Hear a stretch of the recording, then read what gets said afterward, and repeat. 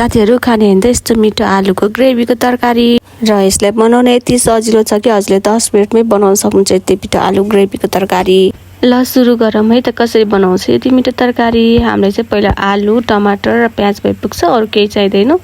यति तीनटा इन्ग्रेडियन्ट्सले नै बनाउने हो कि हामीले। अनि पहिला चाहिँ हामी खाना नखाने भन्ने कुरा भइराको थियो, अनि फेरि पछि खाना खानै पर्छ भन्ने कुरा भयो।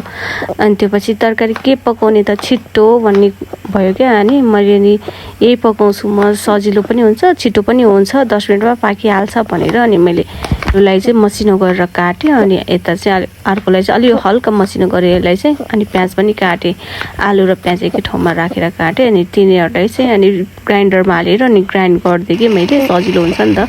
ग्राइन्ड भइसकेपछि चाहिँ मैले यता कराई बसालेँ, कराईमा चाहिँ अलिक तेल हालेँ, अनि अघिको आलु चाहिँ अनि हालेर एकछिन फ्राई हुन छोडिदिएँ यसलाई चाहिँ। मैले आलुलाई चाहिँ अनि हाई फ्लेममा भुटिरहेको थिएँ, अनि गोल्डन फ्राई भएपछि चाहिँ अनि निकालिदिएँ कि मैले।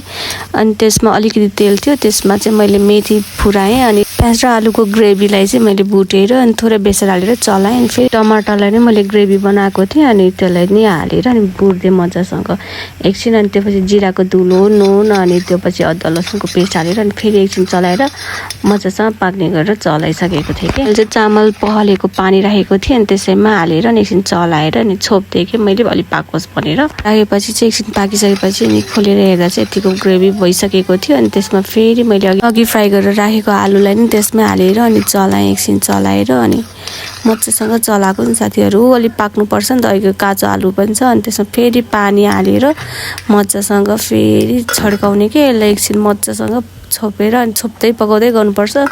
अनि यतिको भइसकेपछि चाहिँ मेरो तरकारी रेडी भइसकेको थियो साथीहरु। यस्तो मिठो, हजुरहरु पनि ट्राई गर्नु होला, यस्तो मिठो हुन्छ कि यो तरकारी, छिट्टो नि पाकिहाल्छ। अनि thank you for watching guys.